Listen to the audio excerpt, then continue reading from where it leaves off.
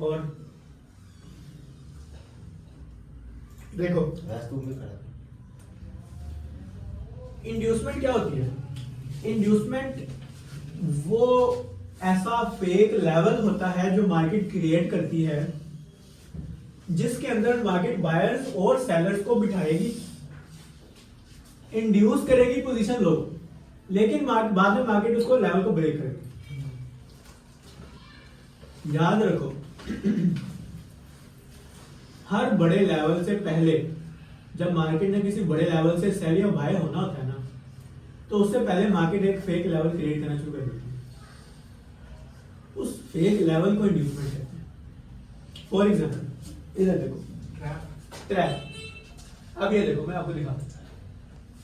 First करें ये resistance है, ठीक है, और इधर कहीं ना ये सपोर्ट है, ठीक है। मार्केट ने अपनी मूवमेंट स्टार्ट की, ठीक है, और मार्केट ने इधर से सेल होना चाहते हैं, लेकिन मार्केट यहां पे जो है ना सेल की कैंडल्स बनाना शुरू करते हैं। इससे इंड्यूसमेंट कहते हैं।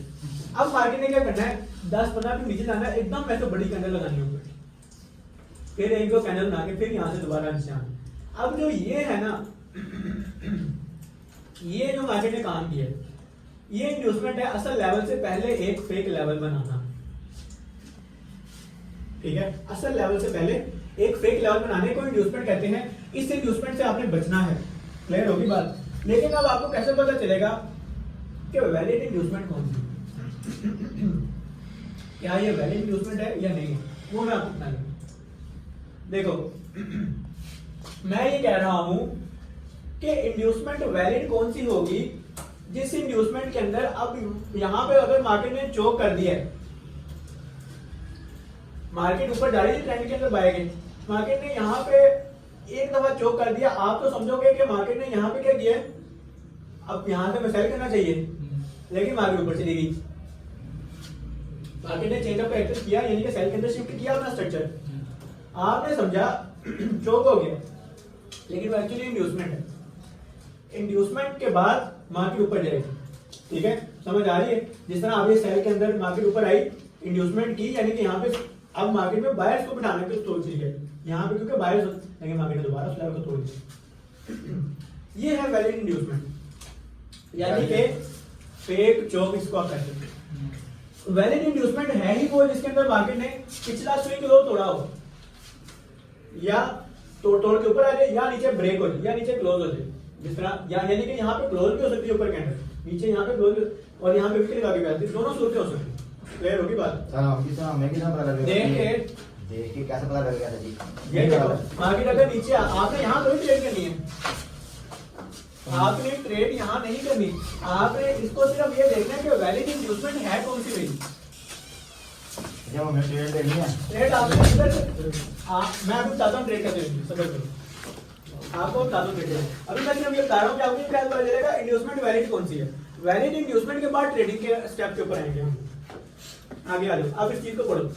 It is crucial to note that for having a confirmed inducement, inducement confirm कब होगी, the price must break and close above और below the recent major high. जिस तरह मैं ये कह रहा हूँ, मेजर हाई या मेजर लो ये है ना, इसके नीचे या ब्रेक करे या इसके नीचे क्लोज भी कर दे, वो वैलिड इंड्यूसमेंट है।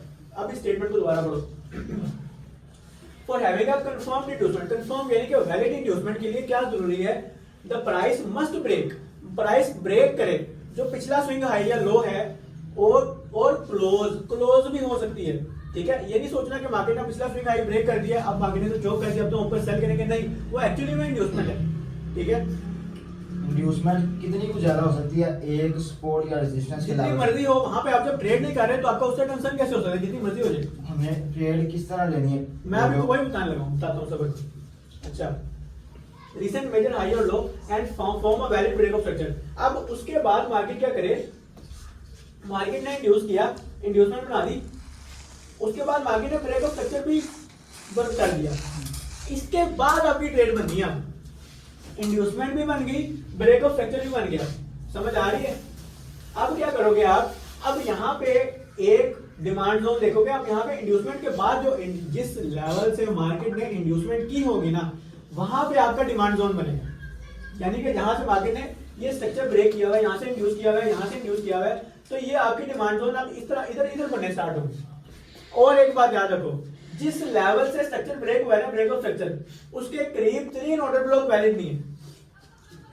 उसके करीब 3 जो पहला ऑर्डर ब्लॉक है ना, वो वैलिड नहीं है। उसके नीचे वाले ऑर्डर ब्लॉक से आपने ट्रेड करनी है। यानी कि अब यहाँ पे भी तो ऑर्डर ब्लॉक लगा हुआ है ना, ये देखो, ये डिमांड जोन है, लेकिन मैं कहता हूँ कि ये डिमांड जोन वैलिड नहीं है, क्योंकि ये इंड्यूसमेंट के बिल्कुल इंड्यूसमेंट के बाद जब ब्रेक ऑफ स्ट्रक्चर हुआ है ना, मार्केट ने जब पिछला हाई ब्रेक कर दिया है, ये हाई था, लो, हाई लो, हाई लो, ये अब पिछला लो ब्रेक किया, इंड्यूसमेंट का ही, इंड्यूसमेंट का ब्रेक ऑफ स्ट्रक्चर भी कर दिया। ब्रेक ऑफ स्ट्रक्चर करने के बाद मार्केट ने जो पहला ऑर्डर ब्लॉक लगाया है ना, वहां से ट्रेड नहीं करनी, वो वैलिड नहीं है। ये मैं कहना चाह रहा हूं। मार्केट इस लो से इधर से उठेगी, क्योंकि इसके ऊपर भी फेयर वैल्यू गैप है, इस हाई और इस लो का, ठीक है, फेयर वैल्यू गैप है। पिछले की लिक्विडिटी भी ली है इस ऑर्डर ब्लॉक ने, तो जिसका मैंने पहले बताया कि ऑर्डर ब्लॉक वैलिड कौन सा होगा, जिसने लिक्विडिटी ली हो पिछले अपने लो की, उसके ऊपर फेयर वैल्यू गैप हो, उसके बाद ब्रेक ऑफ स्ट्रक्चर हुआ हो गया, ठीक है, तब आपने ट्रेड करनी है। ये आपकी ये एक्सट्रीम डिमांड जोन है, ये आपका बाय का जोन।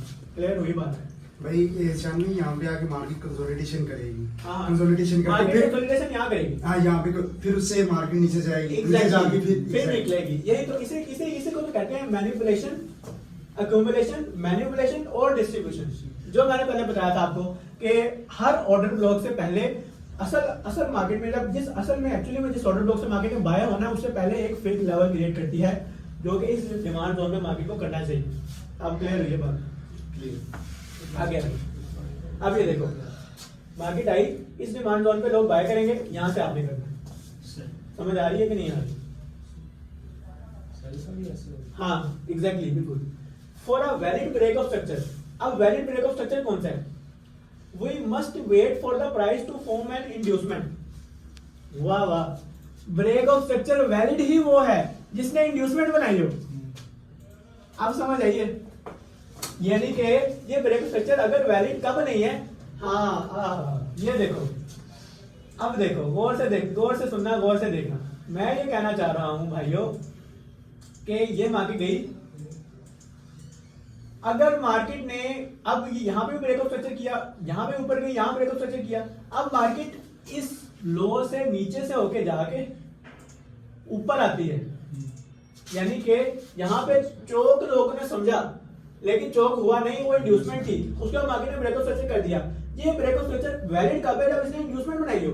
अदरवाइज हम इसको पूरे को एक ही पल्स समझेंगे, इसको ब्रेक ऑफ स्ट्रक्चर नहीं कहेंगे, ये एक ही पिछली ही पल्स जा रही है। यानी कि for a valid break of structure we must wait for the price to form an inducement. Inducement करेगी तब वो ब्रेक ऑफ स्ट्रक्चर वैलिड है।